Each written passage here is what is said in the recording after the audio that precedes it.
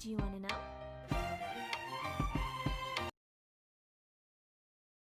Assalamualaikum warahmatullahi wabarakatuh. Di sini saya akan mempresentasikan tentang manajemen transportasi dan distribusi. Oke, langsung saja. Peran jaringan distribusi dan transportasi sangat vital, memungkinkan produk pindah dari lokasi di mana produk diproduksi ke lokasi konsumen atau pemakai yang seringkali dibatasi oleh jarak yang sangat jauh. Menentukan produk kompetitif di pasar, kemampuan mengirimkan produk ke pelanggan secara tepat waktu, jumlah yang sesuai dengan kondisi yang baik, menciptakan keunggulan berkompetisi, tidak hanya harus cepat, tetapi juga efisien. Perkembangan teknologi dan inovasi dalam manajemen distribusi seperti teknologi penyimpanan, barcoding, RFID (Radio Frequent Integration), dan teknik-teknik yang inovatif seperti cross-docking, flow truck distribution, dan penggunaan 3PL atau seperti jasa logistik pihak ketiga.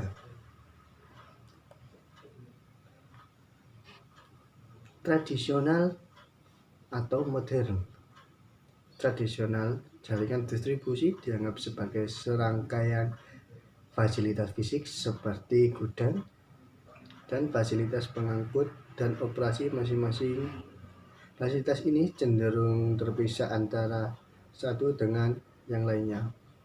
Modern, jaringan distribusi merupakan bagian integral dari kegiatan supply chain secara holistik dan memiliki peran strategis sebagai titik penyaluran produk maupun informasi dan juga sebagai wahana untuk menciptakan nilai tambah.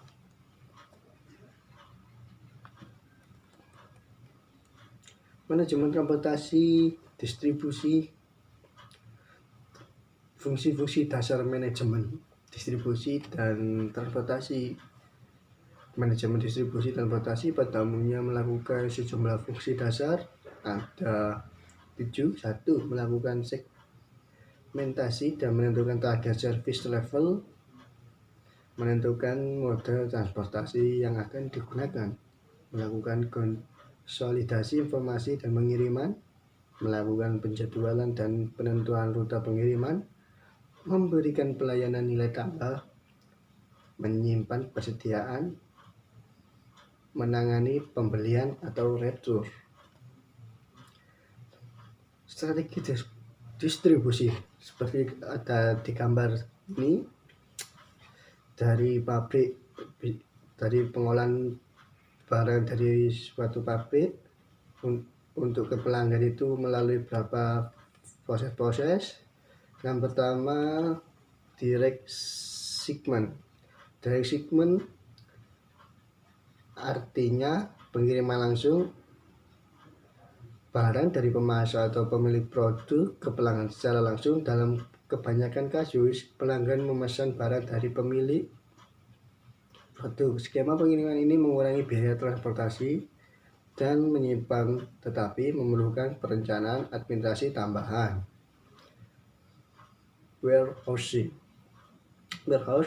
atau pergudangan berfungsi menyimpan barang dari produksi atau hasil produksi dalam jumlah dan rentang waktu yang tertentu, kemudian distribusi ke lokasi yang dituju berdasarkan permintaan.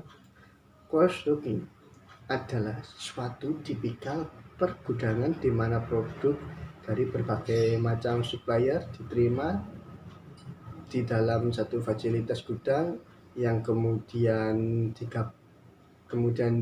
digabungkan untuk tujuan pengiriman yang sama, lalu diberangkatkan dengan waktu yang secepat-cepatnya tanpa harus disimpan dalam gudang.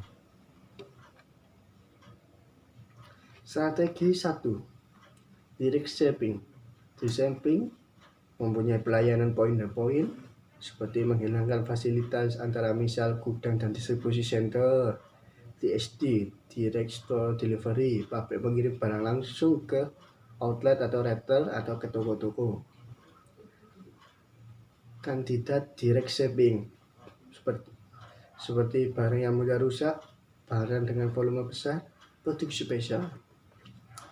Keunggulan dari direct shipping: 1. Inventory dalam supply chain lebih sedikit. 2. Penanganan dan kemungkinan kerusakan produk lebih kecil. Ketiga, waktu dari produksi sampai ke toko lebih cepat. Keempat, keakuratan lebih baik.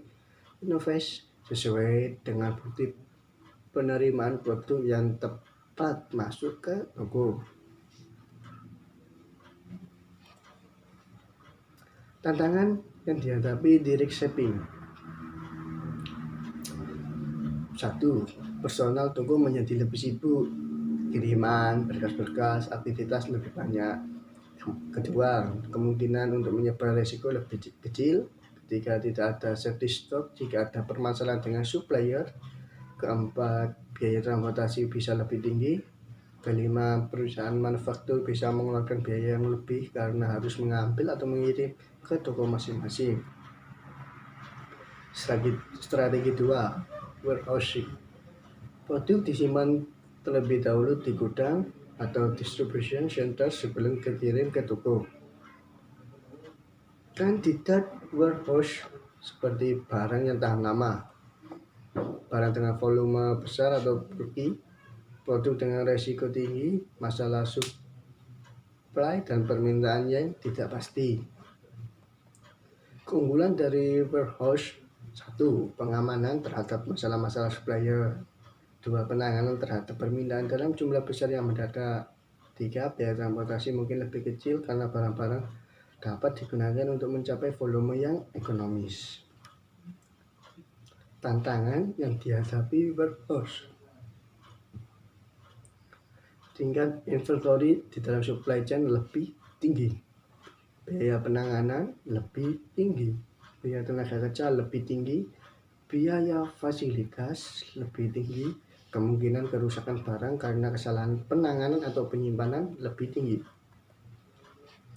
Strategi ketiga, cross-docking, memindahkan produk langsung dari dermaga atau tempat penerimaan dari ke dermaga atau tempat pengiriman tanpa menyimpan sementara.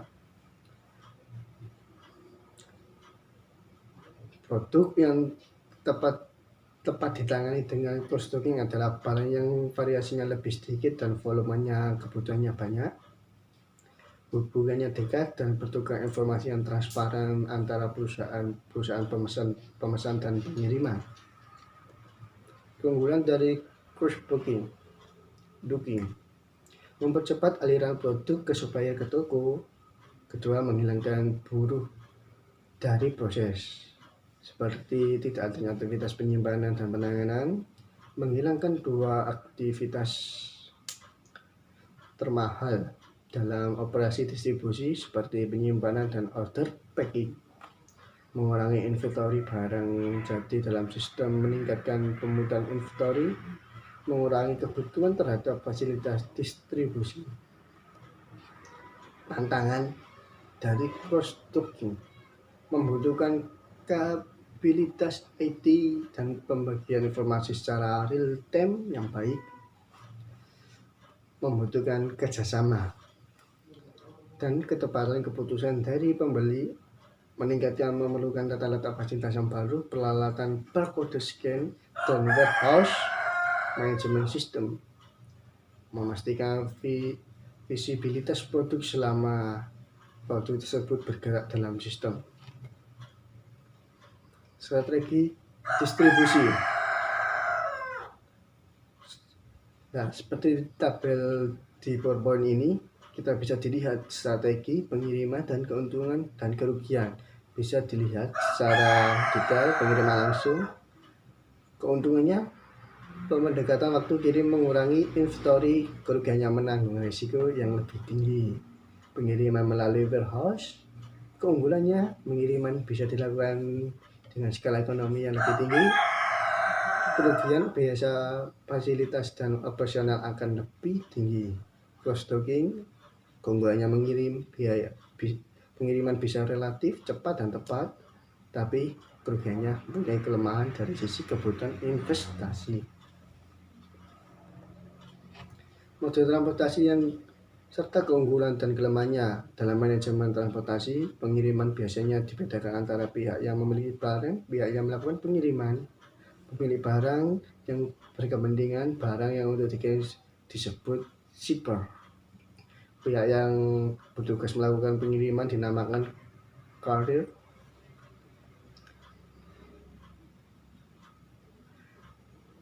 Metode transportasi serta keunggulan dan kelemahan-kelemahannya.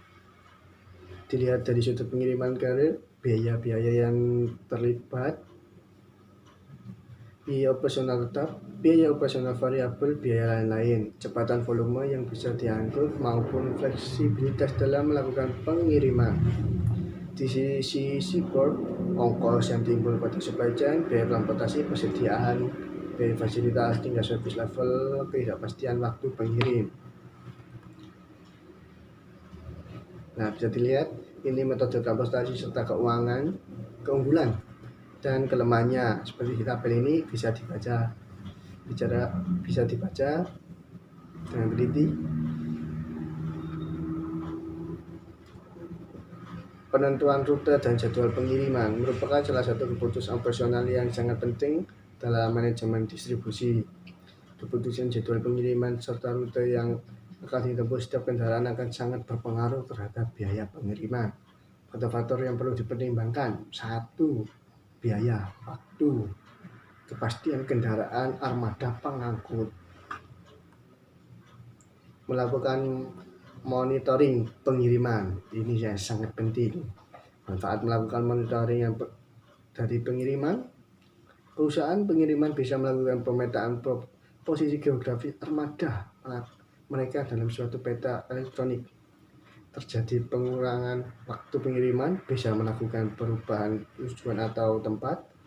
Perusahaan pengiriman maupun pemesan bisa mendapatkan kepastian yang lebih tinggi terhadap kedatangan barang.